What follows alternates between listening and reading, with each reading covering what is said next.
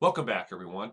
My name is Will Finley, and I am the independent reporter here on this channel, 411 Now. If it's your first time here, let me welcome you. And let me welcome back everybody else who has viewed my content in the past. Today, we're going to be taking a look at the interrogation video of Britney Gosney. Who is Britney Gosney? Britney Gosney is the mother of James Hutchinson, the 7-year-old boy who was run over and killed by his mother at the Rush Run Park in Middletown, Ohio. And then her and her boyfriend, fiance, whichever it was at the time, because they did eventually become engaged shortly thereafter, they decided to dispose of James's body in the Ohio River. Now, James's body, as of the end of October of 2021, has yet to be recovered.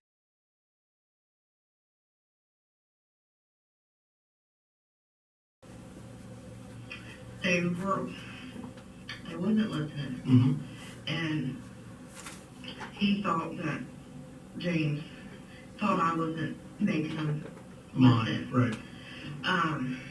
Because he's normally at work nonstop, but he doesn't. He thinks they hate him because they don't really listen to him well. And sometimes they don't even listen to me, but they're kids. Sure. But We can get into all this later. Okay. Tell me what happened. James told me to get rid of the kids. Okay. And so I took them for a drive to make them think I want to get rid of them, but I'm not going to get rid of my kids for anybody on this planet. And he told me to get rid of them because they were not listening. He was tired of putting up with it. And I kept telling him, like, I'm not going to get rid of my kids. Like, I can take them, give you a break. And for me and them for a little while, take them for a drive, whatever. But I'm not getting rid of them. They're my kids. I will not do that. Okay. And I said, if I wanted to do that, I would have gave them up a long time ago. But he kept telling me, either get these kids under control or get rid of them or do something with them. So I tried asking family members to... So what happened last night? Let's fast forward to that.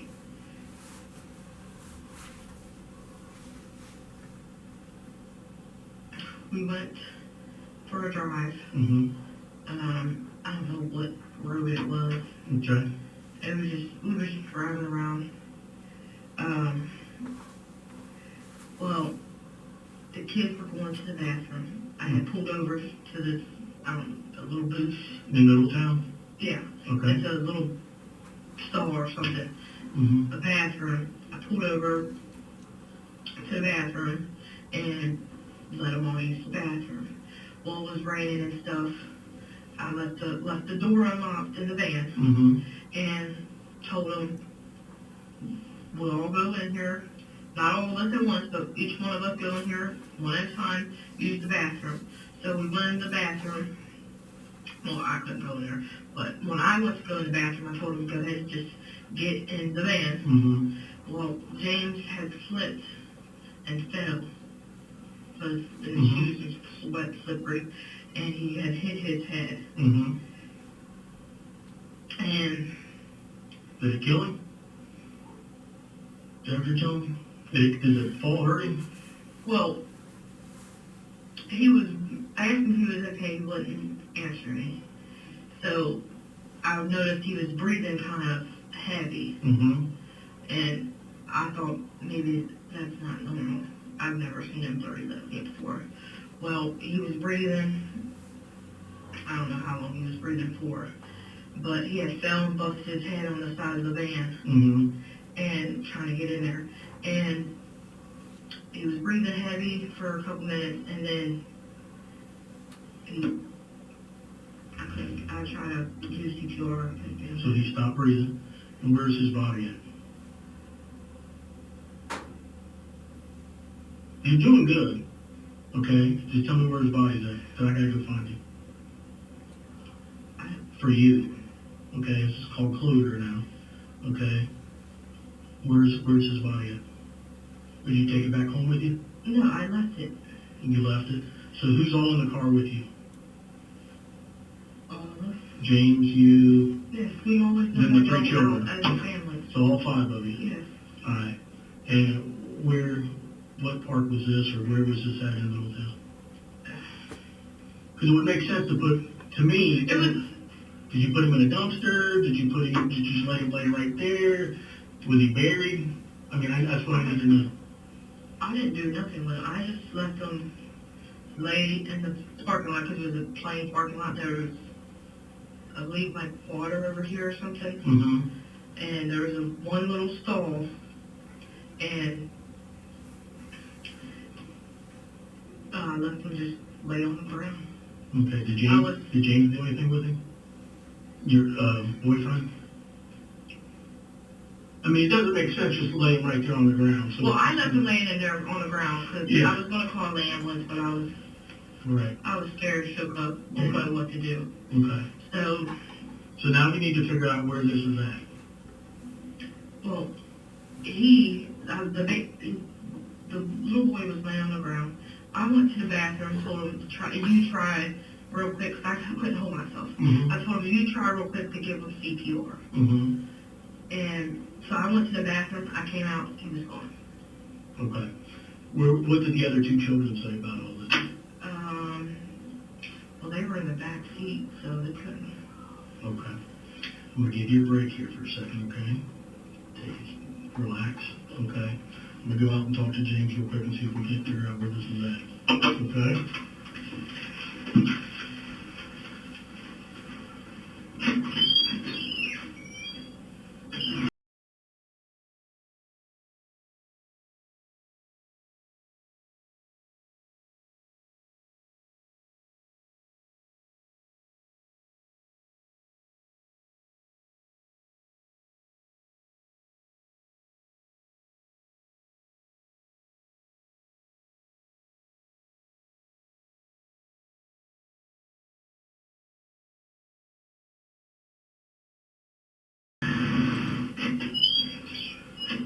Alright.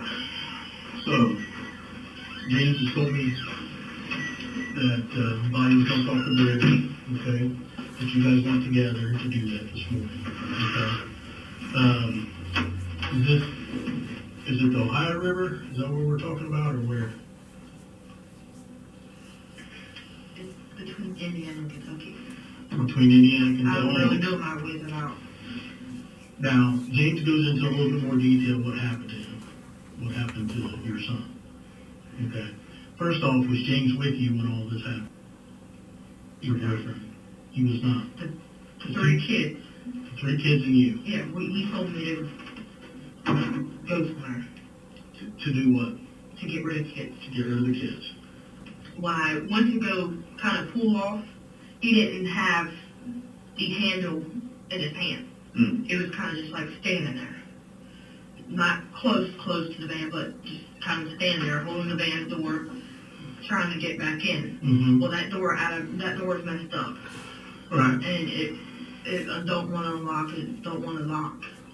So, I went to go pull off, and James, as I was saying, he fell, tried to get back up, and he fell and hit his head on the ground. So you put your son back in the van, you drove where? Back home. Back home. What did the other 2 children, what were they saying or thinking? Did they They were just kind of like shook up. What you said, and please correct me if I'm wrong, Okay. James told you, I want the kids gone, I don't want to see them no more. Yeah. So He even told me, cause I told him just go upstairs. okay, Your room, go but upstairs. listen, but when you loaded up in the car with the kids, You left Crawford Street with all 3 kids. Yes. James was in that house. Yes. He wanted you to take them somewhere and never bring them back. Yes. Okay. I just went around him and didn't realize he had the handle. Did you see him grabbing that handle? No. Okay, you're just. But when I kind of like, I'm assuming he grabbed the handle because I kind of pulled him a little bit, not much, and he got up and then fell back down. I guess I kind of probably made him hurt his knee on the ground or something, and he lost his balance, and he tried to catch his balance. He didn't get to, Right. and he fell and busted his head on the ground.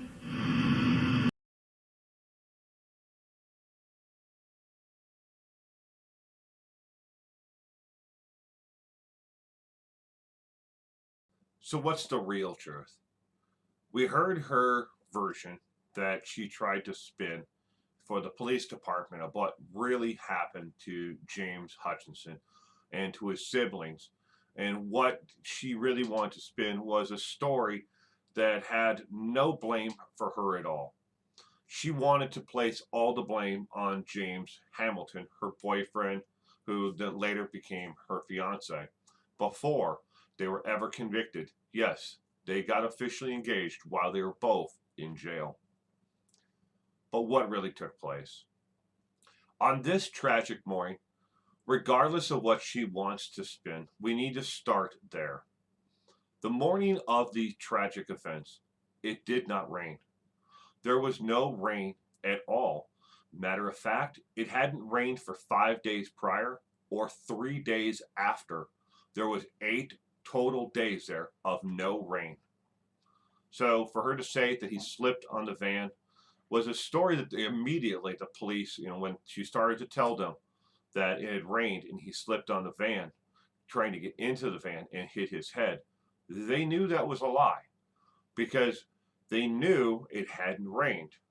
Maybe the story would have worked for somebody who lived in another part of the world or another part of the state or someplace else, but local police departments usually know when it rains and when it didn't rain. The next part that she tripped herself up on was trying to say that all of them were in the van, including putting James Hamilton in the van with her and saying that she got out after he had, he stopped breathing and he hit his head, that she did CPR and that she went to the bathroom, decided, you know what, I tried CPR, I'm going to go use the restroom, I'll be back. And then when she came back, that James Hamilton had done something with James Hutchinson, her son, and she didn't think anything of it. He just wasn't there anymore. Well, I don't know what kind of person that would be. This is your son. You gave birth to this child. You say you love him. You say that you will protect him and you will do everything for your child. But your son hit his head and stopped breathing or was having respiratory issues. You didn't call for the authorities and you left, went to the bathroom, came back, and then your son is just missing and you don't think of it twice. See, there's so many holes in her story. It wasn't even a good story. The police knew before she ever got there because of the evidence that they had found. They knew what she had done to her son. They knew that she had discarded him somewhere, and they knew that she was involved and that James Hamilton was involved in it. They just needed those tiny little pieces to put the entire puzzle together. But her lies didn't get her anywhere. As part of a plea agreement with the state of Ohio, Britney Gosney was sentenced to 26 years in prison. She is not in a supermax. She is in a medium to high level prison. She is in a protective custody pod where she will remain. With good behavior and time earned off of her sentence, she could be out in as soon as 16 years, 8 months. from now when she was sentenced. She also additionally has 17 years of parole and probation that she must do, because part of the plea agreement was to move part of the sentencing itself from time in prison to parole and probation.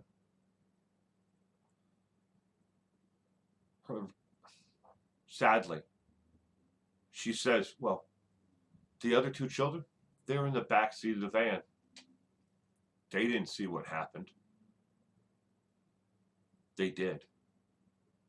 And they will be traumatized by this the rest of their lives, because they were all the way to the rear third row of seating in the van. It is the only seat in the van where Britney, Gosney, and James had the booster seats and car seats for the children. They laid James Hutchinson's body, lifeless body, directly behind them in the van, less than 8 inches from them. They had to have seen what they did. If not, they definitely saw his body, lifeless body, in the back of the van.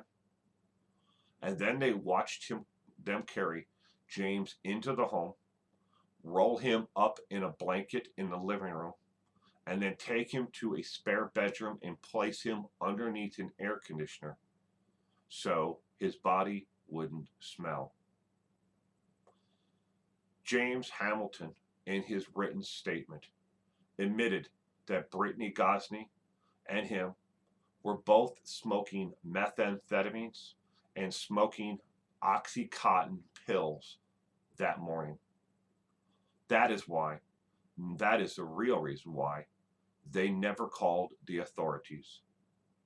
And then in a panic, they wrapped him up in a tarp with some rope and twine that they found around a horse stall at the family farm that was nearby. Wrapped him up in a tarp with a cinder block and tossed him over the railing of the Ohio River Bridge, not caring anything about what happened at that point. They went back home and they ate dinner, went to sleep, watched cartoons, and pretended that nothing happened. Again, gagging the other two remaining children so they would shut up and not bother them while they drank, did drugs, and lived their lives. All three of these children were traumatically, altered for life from the events that took place that day, along with the events that took place prior. And unfortunately, James Hutchinson paid with his life that day. In a statement that she gave to police, she said, and she drew on with her finger across a diagram, refusing to initial the actual diagram on the body of James Hutchinson. She showed where tire tracks were found on James's body before she disposed of him. But again, she refused to actually initial the actual piece of paper, so it was never used or entered into as evidence against her in her plea agreement. Basically, she ran him over from near the hip, underneath the arm, and across his head. This wasn't I turned near him and he fell off the car and then bounced and hit his head. She ran him over on purpose. It wasn't an accident. I know we all want justice, and we all deserve justice for James, and James deserves justice. Is 26 years enough time? 16 years, 17 years with good behavior? Is that enough time for taking the life of an innocent 7-year-old boy? According to jail staff and those who were at the county lockup where she was before, at the jail staff and those at the county lockup where she was at prior to her plea agreement being entered, they never saw Britney Gosney once shed a tear over the loss